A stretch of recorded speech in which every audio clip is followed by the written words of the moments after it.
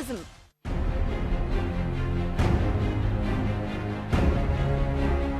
मुराद अली शाह सिंध के नए साईं, चेहरे बदलेंगे या निजाम भी? और एफबीआर और रियल एस्टेट सेक्टर के दरमियान इख्तलाफात बरकरार, मुज़ाकरात नाकाम क्यों हुए?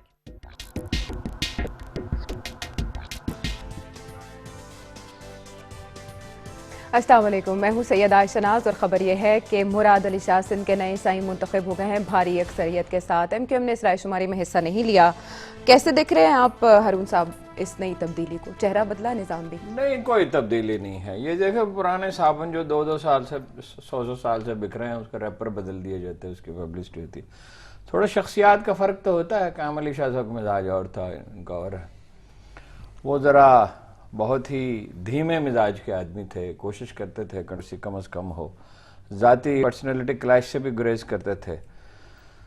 करप्ट तो वो नहीं थे, अब लोगों को एहसास हुआ है। हम तो खैर उस वक्त भी कहते थे कि ज़ाती उनकी करप्शन नहीं, जो लोग जानते थे वो कहते थे। तब्दीली कोई नहीं है, यानी बड़ी तब्दीली नहीं है। कुछ चीज़ें हैं, मसलन ये कि एमक्यूएम ने, फंक्शनल लीग ने, नून लीग ने वोटिंग में हिस्सा नहीं लिया, तो डायरेक्ट दरअसल सपोर्ट ही किया।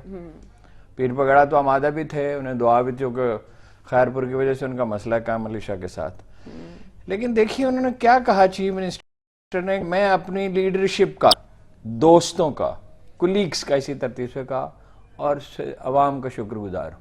यही तरतीब है। और फिर अगरचे उन्होंने कहा मेरी पहली तरजीह अवाम की खिदमत है, दूसरी भी, तीसरी भी, लेकिन कोई जिक्र अवाम का उसमें था नहीं। बहुत बेदिली के साथ तकरीरें की गई। मैं नहीं समझता करप्शन कम होगी तो हमारा अंदाज़ा गलत साबित होगा। और इनकी अपनी रेपुटेशन बहुत ख़राब है। मुराद अली शाह साहब की, मुराद अली शाह साहब की रेपुटेशन के दौर में कमीशन का रेट बढ़ा है। अच्छा, कम नहीं हुआ जब से फाइनेंस मिनिस्टर बने। और लॉ एंड ऑर्डर पे कोई जोर उन्होंने नहीं दिया। लॉ एंड ऑर्डर की बात तो की सरसरी, मगर उस पर जोर नहीं दिया। क्या करेंगे? एजुकेशन की बात अलबत्ता उन्होंने बात की, पहले भी की, आज भी की, मगर पहले काफी जोर से की, आज जरा धीमे अंदाज में कि एजुकेशन इमरजेंसी लगाएंगे, वो पता चल जाएगा। कोई कितने हजार टीचर्स हैं जी जो मेरिट पे भर्ती नहीं किए गए। पुलिस का भी 2014 तक तो यही हाल था। जब तक लॉ एंड ऑर्डर पहली तरजीह नहीं होती, पुलिस को ठीक करना, ये तो यही कर सकते हैं ना। बाकी तो कराची में रेंजर्स ही कर रही है, सबसे बड़ा मसला भी कराची में। और जिस बेतवज्जही के साथ, मैं माफी चाहता हूँ, जिस रियाकारी के साथ गुफ्तगू की गई, वो बड़ी तकलीफ दे थी। कि पिछले 7 साल में लॉ एंड ऑर्डर बहुत बेहतर हुआ। 8 साल में कौन सा बेहतर हुआ? इन्हीं 2-3 सालों में जब से रेंजर्स आए हैं। पुलिस में बेहतरी की कोई कोशिश नहीं की। यानी पुलिस में 95 में आउट ऑफ 25,000 5,000 आदमी निकाल दिए गए थे और कोई हंगामा नहीं हुआ था, कि कोई डीमोटिवेशन नहीं हुई थी। आपने तो 200 आदमी नहीं शायद निकाले। पुलिस में टेन्योर जो है एसएचओ का सिंध में 3-4 हफ्ते से ज्यादा नहीं है, भी मैक्सिमम मैं कह रहा हूँ, मेरे पास एग्जैक्ट डेटा तो नहीं है, मगर 3 महीने तो कभी किसी सवाल ही पता नहीं। शायद इतने मायूस हैं जितने हारून तो मैं देखिए अब तो उनकी परफॉर्मेंस पे होगा। कितने दिन का टाइम आप देते हैं कि नहीं, वो जल्दी अंदाजा हो जाएगा। पहले 100 दिनों में कहा जाता है कि अंदाजा होना चाहिए। अच्छी चीज ये है कि स्मूथली ट्रांजिशन हो गई, चीफ मिनिस्टर नया आ गया, उनकी सियासी जरूरत थी, लेकिन इसका कोई ताल्लुक अवाम की भलाई से मुझे लगता नहीं। आप भी ऐसे मायूस हैं? देखिए जी, Murad Ali Shah is the best person the PPP can offer to people of Sindh. Best इंसान। देखिए बात यह है कि आपने अब ये होना क्या है, यानी मुराद अली शाह कैसे डिफरेंट है। एक तो ये कि कायम अली शाह अपनी उम्र और मिजाज की वजह से बहुत सारे जो गवर्नेंस के हार्ड डिसीजंस होते हैं, सख्त फैसले होते हैं, वो करने से गुरेज करते थे। और दूसरी बात है, जो कायम अली शाह है उनकी जो वजह शोहरत है, पार्टी के हर कॉल पर लब्बैक कहना है। जी। जब भी उन्हें इस्तीफा देने के लिए कहा गया, उन्होंने इस्तीफा दे दिया। हमेशा वो फर्माबरदारी और ताबेदारी और उस्तवारी के साथ हमेशा उस पर कायम रही। ये उनके करैक्टर की ऐसी खुसूसियत है जो बहुत सारी दीगर चीजों पर भारी है। अब इलेक्शन में रह गए हैं। पाकिस्तान पीपल्स पार्टी ने जो स्ट्रेटेजी बनाई है कि 1 साल 10 महीने तकरीबन कमोबेश, इन 1 साल 10 महीनों में उन्होंने सिंध में परफॉर्म करना है। और परफॉर्म करने के लिए उन्हें एक ऐसा शख्स चाहिए था जिसके ऊपर कोई बड़ा इल्जाम ना हो। मुराद अली शाह पर कोई बड़ा इल्जाम नहीं है। اس کا ایک خاندانی بیک گراؤنڈ ہو جو سندھ میں بڑا میٹر کرتا ہے، ان کا خاندانی بیک گراؤنڈ بھی موجود ہے، اس کے ساتھ وہ جدید جو گورننس کے طریقے ہیں ان سے آگاہ ہو اور حکومت کے ورکنگ سے آگاہ ہو۔ اب دیکھیے کہ جب مراد علی شاہ کو اس دفعہ جب یہ آئے تھے اقتدار میں تو سینئر منسٹر بنایا گیا 2014 سے، جب یہ آپ کو پتہ ہے نا بلا مقابلہ منتخب ہوئے تھے، ان کی شہریت کا مسئلہ تھا، تو پھر انہوں نے الیکشن نہیں لڑا تھا، پھر دوبارہ ضمنی انتخاب میں لڑا، بلکہ لڑا بھی کیا بلا مقابلہ منتخب ہو کے آ گئے۔ تو اس کے بعد سے اب ان کو تیار کیا جا رہا تھا کہ آپ ڈپٹی سی ایم کے طور پر تمام چیزیں دیکھتے رہے۔ اچھا، تو اب وہ ٹائم آ گیا ہے کہ انہوں نے یعنی پیپلز پارٹی نے اپنا جو ڈپازٹ تھا اس کو انکیش کروا لیا ہے۔ اچھا حبیب صاحب، جیسے ہارون صاحب کہہ رہے ہیں کہ ترجیح نہیں دی انہوں نے، مطلب تعلیم کی بات کرتے، پالیسنگ کی بات کرتے، تو اسٹریس نہیں تھا اسپیچ میں، دل برداشتہ ہوئے ہیں، لیکن آپ نہیں دیکھ رہے کہ پیپلز پارٹی کی ساکھ کی بحالی ان کی پہلی ترجیح ہوگی بنسبت کراچی کے معاملات؟ دیکھیے اصل بات یہ ہے کہ اگر تو آپ پیپلز پارٹی کی ساکھ کو، گورننس کو، امن و امان کو، ایجوکیشن کو الگ الگ کر کے دیکھیں گے تو پھر تو شاید آپ کہیں کہ یہ تو کوئی تقریر ہی نہیں تھی۔ اصل بات ہے کہ پیپلز پارٹی کی ساکھ کیا ہے، فرض کیا پیپلز پارٹی کی ساکھ یہ ہے کہ اپنی ساکھ کو بہتر بنائیں کہ جی ہم گڈ گورننس کر سکتے ہیں، ہم رشوت کا خاتمہ کر سکتے ہیں، ہم یہ ساری چیزیں کر سکتے ہیں۔ اور دیکھیے آج انہوں نے کیا اعلان کیا مراد علی شاہ نے، مراد علی شاہ نے آج پہلا جو کام کیا وہ کیا ہے، انہوں نے کہا منڈے سے 9 بجے میں تو دفتر میں ہوں گا، باقی پھر جو نہیں ہوگا وہ بھی اپنا انجام دیکھ لے گا۔ تو بات یہ ہے کہ وہ اس وقت ایک ایڈمنسٹریٹر کے طور پہ وہ ابھرے ہیں، اور ایڈمنسٹریشن ہی ان کا خاص فوٹے ہے جس کے اوپر چل کے وہ فری ہینڈ دے دیں گے آصف زرداری یا بلاول ان کو؟ یار ایڈمنسٹریشن اس نے کرنی ہے، ایک تو وہاں تو ایک حکومت ہی نہیں ہے۔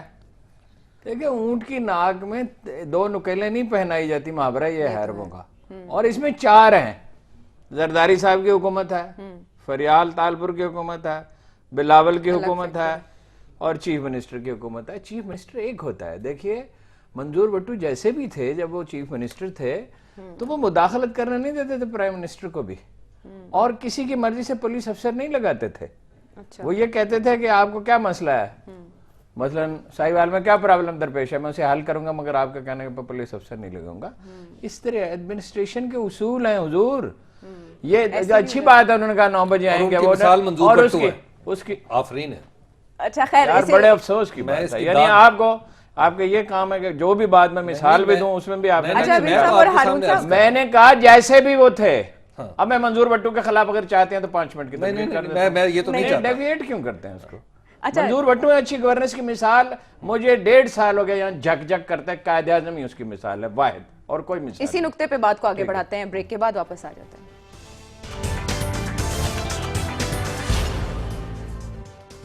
Welcome back. بات ہو رہی ہے سندھ کے معاملات کے اوپر، خصوصاً مراد علی شاہ کے آنے کے بعد کیا تبدیلی کوئی ہو سکے گی حالات میں، یا ایسے ہی بدستور رہیں گے؟ رینجرز کے اختیارات کا معاملہ، ہارون صاحب وہی موجود ہے۔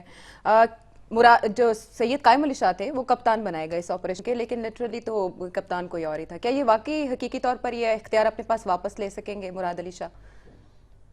مراد علی شاہ کیا اختیارات واپس لیں گے؟ یعنی کسی نے ذکر سوائے اس کے لڑکے کے جو امیدوار تھا اپنا تحریک انصاف، کسی نے ذکر نہیں کیا اس بات کا، کسی نے اس کا ذکر نہیں کیا۔ یعنی جو میجر ایشوز تھے، جو اصل ایشوز تھے، اس پہ تو کسی نے بات ہی نہیں کی۔ یہ کتنی عجیب بات ہے۔ یعنی پانی وانی کا ذکر ہوا، وہ بھی ہر مسئلے اہم ہیں۔ صفائی کا بھی ذکر ایون کسی نے نہیں کیا سوائے اس کے کسی نے پانی کا بھی ذکر، اور انہیں 3 ووٹ ملے۔ وہ تو خیر ایک الگ بحث ہے نا، ووٹ کتنا ملے، وہ تو دیکھیں اپوزیشن مل گئی۔ یہ شرمناک بات ہے کہ اپوزیشن مل گئی، اپوزیشن کا دراصل کوئی وجود ہی نہیں ہے۔ لیکن اس پہ تحریک انصاف کو تو داد دینی چاہیے نا؟ تحریک انصاف پہ اس کو داد دینی چاہیے، مگر یہ بھی انہیں سوچنا چاہیے اور خدا کے بندوں کو کہ اگر انہوں نے صحیح سیاست کی ہوتی 2013 میں انہیں کتنے ووٹ ملے، تو پھر گراوٹ کیسے آئی؟ یہ تو بجائے اس کے کہ اس کو بڑھاتے، اب یہ آئسولیشن بھی، یہ بجائے خود اس کا دوسرا پہلو یہ ہے، یہ سوال ہے۔ ایک عام مایوسی ہے، یعنی پچھلے سال جب میں جنرل پرویز مشرف سے ملا تھا تو وہ پر امید تھے کہ حکومت بدلی جا سکتی ہے، اپوزیشن اکٹھی ہو جائے گی، اور جب ہم دونوں نے ان کا انٹرویو کیا تو وہ یہ کہہ رہے تھے کہ میں ریٹائر ہونے کے بارے میں سوچ رہا ہوں۔ یعنی آپ اندر کہاں، یہ پیر صاحب سے بھی میری بات ہوئی اور لوگوں سے بھی بات ہوئی، یہ اتنے پر امید ہے۔ خیر اس کا ایک اچھا پہلو یہ ہے کہ اسٹیبلشمنٹ نے کوئی مداخلت نہیں کی، ورنہ 20-12 ووٹ 12 کا تو سب کو پتا ہے کہ ناراض تھے، اور کچھ اور لوگ شامل ہو جاتے, 12 پیسے ادھر سے کم ہو کے ادھر مل جائیں تو حکومت ڈامنڈول ہو جاتی ہے. یہ بہت اچھی, یہ بڑی پیش رفت ہے کہ اسٹیبلشمنٹ اب اس میں نہیں پڑتی, آزاد کشمیر میں بھی نہیں پڑی, اس میں بھی نہیں پڑی. لیکن یہ کہ یہ کوئی ڈھنگ سے حکومت, یعنی اپوزیشن کا یہ حال ہے کہ اسے بھی کوئی پرواہ نہیں ہے, اور حکومت کو تو دیکھیے کھلی ننگی چٹی کرپشن کرتے ہیں. یوسف رضا گیلانی ہوں, پرویز اشرف ہوں, یہ ہوں, لانچوں میں بھر کے پیسے جاتے ہیں, خانوں سے پیسے نکلتے ہیں, اور یہاں تک ہے کہ ان کے بارے میں یہ سمجھا جاتا ہے کہ اغوا برائے تاوان تک میں بعض لوگ ان کے ملوث ہیں. اس میں بڑے ممتاز لوگ ہیں, میں ابھی نام نہیں لوں گا. تو مجھے تو کوئی بڑی مایوسی, یہ داغ نہیں دھلیں گے کتنی برساتوں کے بعد. دیکھیں جی, بات یہ ہے کہ جو جیسے ہم بات کریں ہارون صاحب, آج ایک بات تو ہے کہ پاکستان تحریک انصاف نے مارا تو چھکا, آج پولیٹیکلی ایک چھکا مارا ہے انہوں نے. مثال کے طور مطلب آپ دیکھیے کہ وہ ایک حقیقی اپوزیشن کے طور پہ ابھر کے سندھ میں سامنے آئے ہیں, اور یہ وہ پولیٹیکل توقعات ہیں جو عوام دراصل پاکستان تحریک انصاف سے رکھتے ہیں اور ہمیشہ مایوس ہو جاتے ہیں. لیکن آج لگتا ہے کہ پاکستان تحریک انصاف نے سوچ سمجھ کے ایک فیصلہ کیا اور اس کو ایگزیکیوٹ کر کے اپنے وجود کو منوایا. اس میں یہ میٹر نہیں کرتا کہ انہیں 1 ووٹ پڑا, 2 پڑے یا 20 پڑے. اصل بات ہے کہ بطور اپوزیشن کون سامنے رہا, اور اس کی جو تکلیف تھی وہ خود مراد علی شاہ صاحب کو بھی تھی. یعنی انہوں نے بھی بڑے طنزیہ انداز میں کہا یہ اس الیکشن کی ایک جمہوری اہمیت ہے. انہیں یہ بات اگر وہ نہ کرتے کہ جی پی ٹی اے الیکشن ہارنے کے لیے لڑتی ہے, میرا خیال اگر نہ کرتے تو زیادہ اچھا. آدمی ہیں, لوگوں کو جلدی پتہ چلے گا, وہ چیزوں کو پرسنلی لیتے ہیں. تحریک انصاف سے بھی رابطہ کیا, ڈاکٹر الوی سے مذاکرات کیے ان کئی آدمیوں نے کہ آپ بھی ہمیں ووٹ دیں یا کم از کم دوسروں کی طرح خاموش ہو جائیں. او بھائی کیا اتنا خوف اندر چھپا ہوا ہے. مجھے اتنا یہ خوف زدہ ایمان نظر آیا. 71 سے میں اسمبلیوں کو دیکھ رہا ہوں, 71 کی پنجاب اسمبلی کو میں نے مسلسل کور کیا بطور رپورٹر کے. اتنا خوف کا ماحول تھا کہ جس کی کوئی حد نہیں ہے. یعنی وہ جو 3 ووٹ لے گئے, کچھ بھی ہو سکتا ہے. نہیں تو اسے کیا ہے بھائی, آپ کو کانفیڈنس میجارٹی تو ہے آپ کے ساتھ, اس میں تو کوئی شبہ نہیں ہے نا, میجارٹی تو آپ کے ساتھ ہے. پھر خوف یعنی جو تحریک انصاف کے لڑکے نے تقریر کی, مجھے اس میں بھی بڑا تعجب ہوا. وہ فکرے کے شروع میں سر, آخر میں سر, اور 2 یا 3 دفعہ درمیان میں بھی ایک سر. اس کا کیا وجہ تسمیہ؟ وہ ناتجربہ کاری بھی ہے لیکن فیر بھی بڑا ہے. اچھا دیکھیے, فیر بڑا, ناتجربہ کاری کا شاید زیادہ دخل ہو. آپ کسی کے دل میں گھس کے کوئی کیا دیکھ سکتا ہے.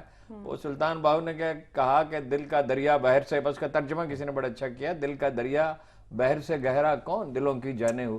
لیکن ایک خوف نظر آیا. وہ جو تقریریں کر رہے تھے اپوزیشن کے لوگ, اب وہ ہو گیا, الیکٹ ہو چکا ہے, آپ نے جو سودا بازی کرنی تھی یا جو چلے مصلحت سے کام لیا یا چلے بڑی جمہوریت کی خدمت کے لیے کیا, وہ تو ہو چکا. او خدا کے بندو, آپ پبلک ایشوز میں بات تو کرو. پولیس ظالم ہے. دیکھیے پیر پگاڑا کے درجنوں آدمی مار ڈالے گئے ہیں, سینکڑوں پہ جھوٹے مقدمات ہیں. اس کی بات نہیں کی ان کی اپنی پارٹی نے. اچھا, ایم کیو ایم نے کوئی بات نہیں کی, یعنی اس طرح ڈٹ کر جیسے وہ کرتے ہیں, گھبرائے ہوئے سے, ڈرے ہوئے, قریب آؤ دریچوں سے جھانکتی کرنو کہ ہم تو پاور حسن ہیں, ابھر نہیں سکتے, مردے بالکل لاشیں. کیوں ایسا ہے, ایم کیو ایم کی جانب سے ایسا کیوں؟ بات یہ ہے کہ ہارون صاحب کی صحبت کا اثر مجھ پہ بھی کچھ عرصہ رہا ہے.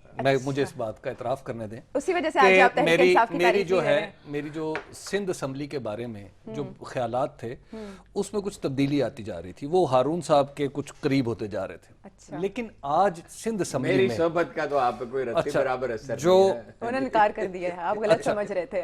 اچھا تو خیر, اب میں جو عرض کرنا چاہ رہا تھا, جو اسمبلی میں جو آج تقاریر ہوئیں, ان تقاریر کو سن کے رائٹ فرام خرم شیر زمان ٹو مراد علی شاہ صاحب, آنیسٹلی اتنی اچھی تقریریں ہیں دونوں, تمام کی تمام.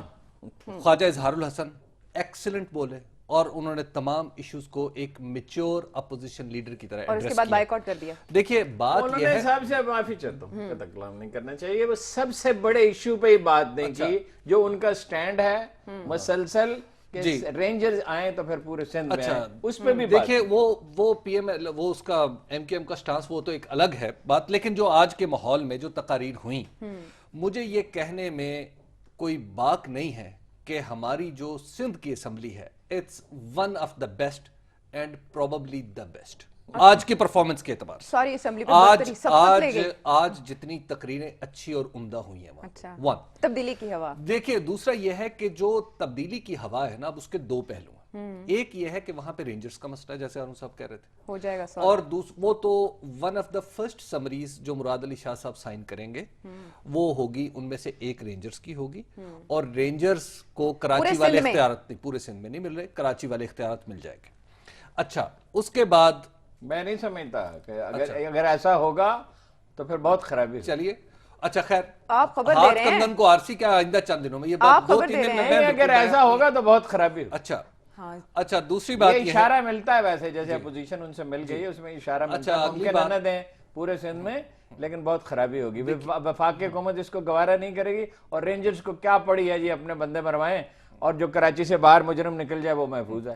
یہ فلموں میں ہو سکتا ہے, یہ حقیقی زندگی میں اور نہیں ہو سکتا. مراد علی شاہ جو ہیں ان کو ایم کیو ایم سے معاملات طے کرنے کے لیے ایک نہیں کئی قدم آگے بڑھنا ہوگا. اس کی وجہ یہ ہے کہ مراد علی شاہ معاملات انہوں نے طے کرنے ہیں, بالکل کریں اس کی نہیں حکومت میں انکلوڈ نہیں کریں گے, ایک ورکنگ ریلیشن شپ چلتی رہے گی. بات یہ ہے کہ مراد علی شاہ اور ایم کیو ایم کے درمیان کوئی محبت کا رشتہ نہیں ہے بلکہ ایک دوسرے کے خلاف نفرت اور دشمنی کے رشتے رہے ہیں. مراد علی شاہ صاحب کے چچا جو احسان علی شاہ صاحب تھے وہ فیڈرل بی ایریا کا علاقہ ہے سمن آباد, وہاں پر قتل ہوئے تھے. اچھا. اور ان کا الزام جو تھا وہ الطاف حسین پر لگایا گیا تھا, ان کے والد نے لگایا تھا عبداللہ شاہ نے. اچھا اسی طرح جب الطاف حسین صاحب کے جو بھائی اور بھتیجے جب قتل ہوئے تھے وہ بھی ان کی بھی بڑی ایک دردناک ان کی موت ہوئی تھی. ان کا الزام جو تھا عبداللہ شاہ پر اور فاروق لغاری پر, بے نظیر بھٹو پر اور پھر بیانات کے مطابق رینجرز پر لگائے گئے تھے. اور ان میں سے ایک کریکٹر آپ آج کل بھی بڑا سرگرم ہے وہ ان کا نام ہے راؤ انوار. راؤ انوار صاحب اس زمانے میں ایس ایچ او ہوا کرتے تھے جو ایس ایس پی ملیر ہیں. ان کے اوپر بھی الزام لگا تھا. الطاف حسین صاحب نے کہا تھا کہ یہ بھی ان میں پھر ایف آئی آر میں ان کا نام بھی بائی دا وے شامل ہے. اچھا اب جو مراد علی شاہ صاحب ہیں ان کا جو معاملہ ہے رینجرز کے ساتھ اور ملٹری اسٹیبلشمنٹ جو سندھ میں کام کر رہی ہے اس کے ساتھ بہت اچھا ہے.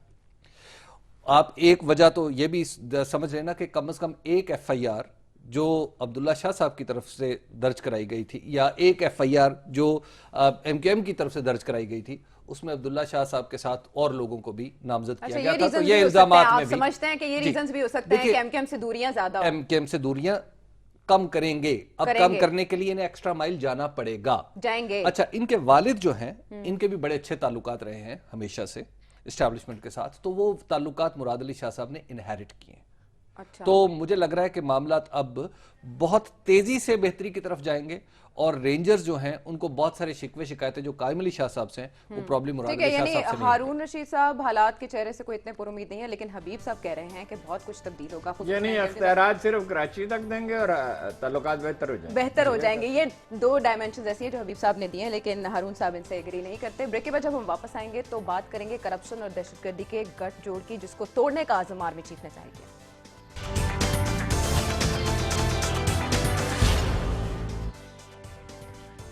Welcome back to the show. Programme میں ساتھ دینے کا شکریہ. آرمی چیف کے تازہ بیان کے بارے میں اب بات کرنے جا رہے ہیں. آرمی چیف نے شرکت کی آج چینی آرمی کی سالگرہ کی تقریب میں چینی سفارت خانے میں موجود تھے جہاں انہوں نے ایک بار پھر اس عزم کو دہرایا کہ وہ دہشت گردی اور کرپشن کا گٹھ جوڑ توڑیں گے. کون سی کرپشن کی طرف اشارہ کر رہے ہیں آرمی چیف؟ سارے ملک کی طرف, لیکن یہ بنیادی طور پر کراچی میں ہے نا زیادہ. دیکھیں کراچی میں مجھے اب یاد نہیں ہے 170 ارب روپے کی کرپشن یہ دہشت گرد گروہ کر رہے تھے جو بھتہ یہ لے رہے تھے. ممکن ہے فگر کچھ تھوڑا سا کم و بیش ہو. اس میں تجزیہ یہ ہے قانون نافذ کرنے والے اداروں یعنی رینجرز کا اور ملٹری لیڈرشپ کا کہ جب دہشت گرد بھتہ وصول کرتے ہیں تو دوسرے گروہوں کے لیے بھی راستہ کھلتا ہی نہیں. ایک گروہ ہے مذہبی انتہا پسندوں کا, ایک پیپلز امن کمیٹی تھی, ایک ایم کیو ایم کے لوگ تھے اور بھی تھے جس کو سپریم کورٹ نے حوالہ دیا تھا, ایک مذہبی جماعت بھی, اس کا نام میں بھول جاتا ہوں, اور اے این پی بھی. تو اسلحہ سمگل کرنے والوں کے لیے, ہیروئن بیچنے والوں کے لیے اور لینڈ مافیا کے لیے سب کے لیے راستہ کھلتا ہے. اور یہ سب ٹیررسٹوں سے مل کے کر سکتے ہیں, انہیں حصہ بھی دیتے ہیں, کلیبریٹ بھی کرتے ہیں. تو یہ جو اکانومی ایک ڈولر, وزیرستان میں بھی یہی ہوا تھا. گھروں میں جیکٹیں بنائی جاتی تھی خودکش حملوں کی اور دکانوں پہ لکھا ہوا تھا اتنے آدمیوں کو مارنے کے لیے کافی ہے. دیکھیں جب ماحول خراب ہوتا ہے, بگڑتا ہے تو اب ظہیر الدین بابر نے اپنے تسک میں جو واقعات لکھے ہیں سینٹرل ایشیا کے، وہ اتنے گھنونے ہیں کہ انہیں الفاظ میں بیان نہیں کیا جا سکتا. اس نے بھی کافی اشارے میں بیان کیا ہے، لیکن بعض واقعات بڑے مکروہ. افغانستان میں جب خانہ جنگی عروج پہ پہنچی تھی تو اتنے گھنونے واقعات ہو رہے تھے کہ آدمی سن نہیں سکتا تھا. کن چیزوں پہ جنگیں ہوتی تھی. جب خوف نہیں رہتا، اصول یہ ہے، خوف باقی نہیں رہتا سزا کا، تو جرم پھلنے پھولنے لگتا ہے. وہ لوگ بھی جرم کی طرف مائل ہو جاتے ہیں جو عام زندگی میں نہیں ہوتے. وہ نیو یارک میں بجلی بند ہو گئی تو ایک بڑھیا ایک پینٹنگ چرا کے لے جا رہی تھی، تو اسے کہا یہ آپ نے کیا کیا؟ تو اس نے کبھی زندگی میں موقع ہی نہیں ملا. جب وہ سیلاب دو، آپ کو یاد ہے، کترینا اور دوسرا کیا تھا، ریٹا، وہ آئے تو ایک ایسا وقت تھا کہ خواتین جو وہ کیمپ بنے ہوئے تھے اس میں باتھ روم سے باہر نہیں نکل سکتی تھیں. وہ انسانی وحشت باہر نکلتی ہے. کراچی میں خدا کا شکر ہے، بلوچستان میں بھی، وزیرستان میں بھی، ہر کہیں ٹیررزم کم ہوا ہے. تھوڑا کم نہیں ہوا ہے، 70%، 80%، کچھ جرائم 70% کم ہوئے ہیں، کوئی 80% کم ہوئے ہیں. دیکھیں نا کتنے لوگ باہر سے، افغانستان سے بھی لے آئے گئے، ابھی جو عبید شاہ والا واقعہ وہ بھی. لیکن 28 آدمی پیپلز پارٹی کے مشیر ڈاکٹر عاصم، مرائی، عزیر جان، ان کے کوئی معاون، کوئی افسر، کوئی عہدیدار اس وقت رینجرز کی گرفت میں ہے. جی تو یہ ایک تو میسج میرے خیال میں اندازہ ہی ہم کر سکتے ہیں، نام تو انہوں نے لیا نہیں ہے. اور دیکھیے یہ بڑی اہم بات ہے کہ سفارت خانے کی تقریب میں وہ اتنی جلدی میں تھے، کہیں اور بھی کہہ سکتے تھے، لیکن جب پہلا موقع انہوں نے ملا انہوں نے کہہ دیا کراچی کے لیے بھی میسج ہے، بلوچستان کے لیے بھی میسج ہے، اور باقی جگہوں کے لیے بھی. اچھا، اس سے پہلے بھی وہ کہہ چکے ہیں گڈ گورننس، بیڈ گورننس. میں بھول گیا، سب سے اہم بات یہ ہے کہ یہ ریلیٹڈ ہے سی پیک سے. جی انہوں نے کہا بلوچستان میں ہم بالکل نہیں کرنے دیں گے، کیونکہ انہوں نے پھر وہی لفظ استعمال کیا، گیم چینجر. پاکستانی اکانومی اس سے بدل سکتی ہے، پاکستان اپنے پاؤں پہ کھڑا ہو سکتا ہے. اور یہ امریکہ کے لیے بھی میسج ہے. کیا میسج ہے امریکہ کے لیے بھی میسج ہے. امریکہ کی مرضی کے بغیر انڈیا یہ سب کچھ نہیں کر رہا ہے جو کچھ وہ کر رہا ہے. شاید جتنی ملی ہوئی ہے انڈیا کو، امریکہ کے لیے کیا پیغام ہے؟ دیکھیے بات یہ ہے کہ اس میں جو ہمیں آرمی چیف کا جو بیان ہے اس کو ایک خاص تناظر میں ہی سمجھنا چاہیے. کون سا خاص تناظر؟ سی پیک اور سی پیک، بس، اور سی پیک کے گرد و کرپشن نواح کا بھی اسی سے تعلق. دیکھیے وہیں پر دیکھیے جو ان کا کرپشن اور ٹیررزم میں جو معاملہ ہے نا، ایک تو یہ بات سمجھیے کہ یہ ایسا معاملہ نہیں ہوتا کہ جس کو ایک آپ امبریلا موضوع دے دیں اور وہ پورے ملک کی پالیسی کے اوپر قانون نافذ کرنے والے اداروں کے، ایسا نہیں. کرپشن ہے لیکن ٹیررزم سے لنکڈ نہیں ہے. دیکھیے جو ٹیررزم سے لنکڈ فنانسنگ ہے، دیکھیے اب دو چیزیں ہوتی ہیں، ان کو سمجھیے. ایک ہے کہ ٹیررزم کے ذریعے پیسہ اکٹھا کرنا، یعنی جرم کے ذریعے پیسہ اکٹھا کرنا. نہیں، اگر صرف سی پیک ہے اچھا تو کرپشن کیوں کہا؟ اور دوسرا ہے سی پیک میں تو کرپشن کا اچھا دوسرا ہے کرپشن سے پیسہ اکٹھا کرنا اور اس کے ذریعے ٹیررزم کرنا. دیکھیں یہ ان باتوں کو ڈسرن کرنا یہ بڑی باریک چیزیں ہوتی ہیں، ان کو بڑے آرام سے ہم ادھر ادھر نہیں کر سکتے. ہمیں ان چیزوں کو عدالتوں میں پروف کرنا پڑتا ہے، ان چیزوں کو ان کے لیے باقاعدہ منی ٹریلز ڈھونڈنی پڑتی ہیں جو آسانی سے نہیں ملتی. اب تک جو منی ٹریلز سامنے آئی ہیں، جو ایسی ٹریلز جنہیں کسی عدالت میں ثابت کیا جا سکتا ہے، وہ صرف ان علاقوں کے بارے میں ہمیں اب تک پتہ چلی ہیں جہاں پہ ٹیررزم. مثال کے طور پہ میں آپ کو اس کروں، سوات میں جب آپریشن ہو رہا تھا تو وہاں ایک باغ تھا بہت بڑا آڑو کا، اور آڑو بھی اس میں لگے ہوئے تھے اور اس طرح کے اور پھل جو بڑے قیمتی پھل بکتے. اب وہ باغ جو تھا اس کی جو انکم تھی ایک یعنی 5-7 کروڑ روپیہ وہ آتی تھی اور جو غائب ہو جاتی تھی. وہاں پر آپریشن کرنے والوں کو پتا چلا کہ اس باغ کی انکم جو ہے وہ تو یہاں دہشت گردوں کو جا رہی ہے، تو اس کا مالک کوئی اور تھا. تو انہوں نے وہ باغ پہ قبضہ کیا اور اس باغ کو وہاں کے ہی مقامی لوگوں کے ہاتھ میں دے دیا کہ اب آپ اس کی انکم کو اپنے مقامی پروجیکٹس کے اوپر استعمال کریں. کراچی میں بھی آپریشن کرنے والوں نے حساب لگایا کہ اس کی کرپشن ہوتی ہے، بھتہ ایسے لیا جاتا ہے. کراچی میں جو کچھ یہ کراچی میں حساب نہیں لگا ابھی تک، کراچی میں اخذ کیا گیا ہے. اس کے بارے میں رپورٹ بنائی گئی ابھی تک ایسی کوئی رپورٹ. دیکھیے ہمیں رپورٹ اس کو ماننا چاہیے جو کسی عدالت میں پیش کی جا سکے اور عدالت اس کو انڈورس کرتے. اچھا، اس بارے میں سپریم کورٹ بھی نوٹس لے چکی کراچی کے معاملات کے بارے میں، تب آیا کہ سپریم کورٹ کے سامنے والی باتیں کرتے ہیں نا، اس پہ کوئی رپورٹ ہی نہیں بنی. رپورٹ نہیں بنی، فگر تک کا تعین ہو گیا، ایسے انگلیوں پہ کر لیا. کوئی سکول کا بچے تھے، رپورٹ کیا بنی اس کا؟ دیکھیے 100% اندازہ تو اس کا ہو ہی نہیں سکتا. کیسے ہوگا؟ یعنی عدالتی نظام جو ہے وہ تنہا عدالتیں تو نہیں چلاتی نا، ان کے پیچھے تفتیش کرنے والی پولیس ہوتی ہے، ان کے پیچھے پولیٹیکل ول ہوتی ہے. تو 1100 آدمی میں سے पिछले साल कुछ एक महीने पहले मैंने फिक्र देखा 400 की तो जमानत हो चुकी थी दहशत गर्दों की। वो अदालत तनहा क्या करे, अदालतों को भी तहफुज चाहिए होता है। इटली में क्या हुआ था जब माफिया को खत्म किया गया था तो जज सामने ही नहीं आता था। वो सारा बंदोबस्त क्या सिविल हुकूमत की ये विल है? अगर विल होती तो 95 में बेनजीर की विल थी तो 10 लाशें रोज गिरती थी, यही एमक्यूएम वाले थे। अब तो और भी बहुत आ गए ना, अब तो तनहा एमक्यूएम वाले नहीं है। तो कैसे 7 महीने में मुकम्मल तौर पे, अब कितना अरसा हो गया है, 7 महीने में सिंध पुलिस ने इसको खत्म किया था। आउट ऑफ 25,000 मैंने पहले भी अर्ज किया 5,000 फारग भी कर दिए गए थे। पुलिस वाले जो छोटे मोटे, जाहिर है टैक्सी वालों से रिश्वत लेने वालों को फारग नहीं किया गया था, छोटे मोटे जराइम पे नहीं किया गया था। वो लोग जो है बिल्कुल ही निकम्मे थे या जराइम में मुलव्वस थे और कोई रिएक्शन नहीं हुआ था, सिस्टम के तहत किया गया था। एक आदमी ने नहीं किया था, एक कमेटी ने भी नहीं किया था, प्रॉपर कमेटियां बनाई गई थी। और कौन था हुकूमत में? यही पीपल्स पार्टी थी ना। फारूक लगारी सदर थे, general Kakar chief of army staff थे। और फारूक लगारी जब उस पुलिस अफसर को भेज रहे थे तो उन्होंने कहा था हम मायूस है, जरा अंदाजा लगाइए इतनी खराब सूरत हाल थी।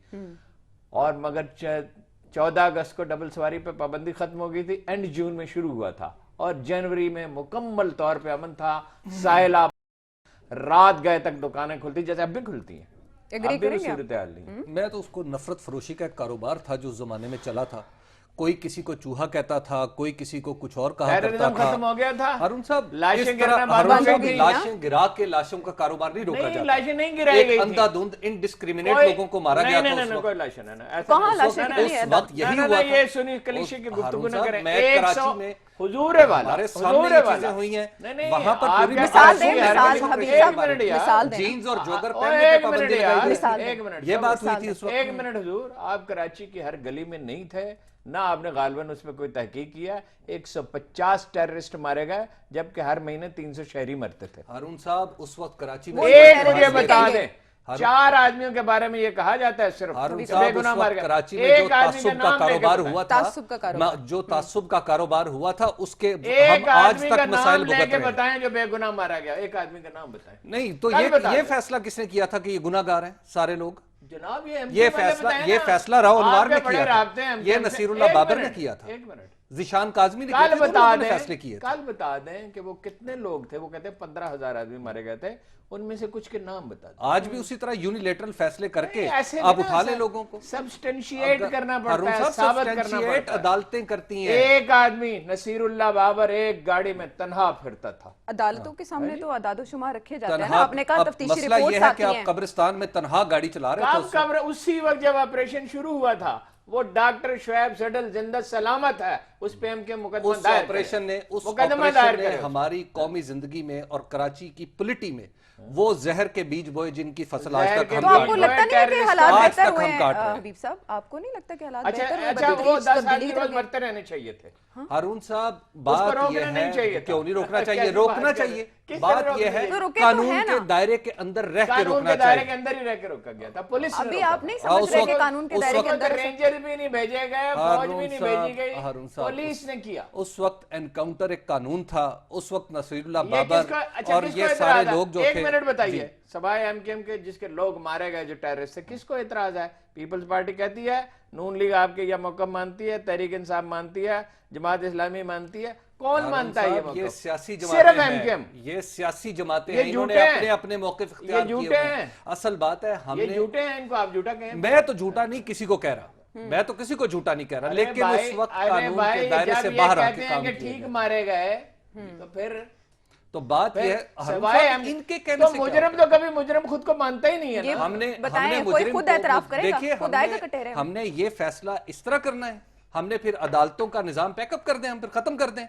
हमने अगर ये करना है, अच्छा टेररिस्ट किसी को कत्ल कर रहा हो तो जज के घर जाएं। नहीं, मेरा ख्याल ये है अगर कोई टेररिस्ट गली में बम चला रहा हो तो जाके जज को आपकी दलील का अगला हिस्सा ये है कि राव अनवार साहब के जिम्मे कराची कर दिया जाए और उसको तोपदम करते हैं जिसका दिल चाहे। ऐसे तो मैंने कभी राव अनवार के तर्ज अमल की हमायत की है, मैंने तो उसकी मजम्मत की। मतलब आपकी दलील तो उसी तरफ नहीं, उसी तरफ नहीं जा रही। ऑब्जेक्टिव तो उसका वो अच्छा खैर, हमारी बहस किस तरफ जा रही है? जो आपने की, हमारी बहस किस तरफ जा रही है? हमने ये देखा है कि हम बात कर रहे थे आर्मी चीफ के खिताब की, लेकिन उसके ज़ाहिर है डायमेंशंस बहुत सी हैं, बहुत से पहलू हैं उसके। लेकिन अब हमारा प्रोग्राम ब्रेक की तरफ जा रहा है, हम वापस आते हैं ब्रेक के बाद।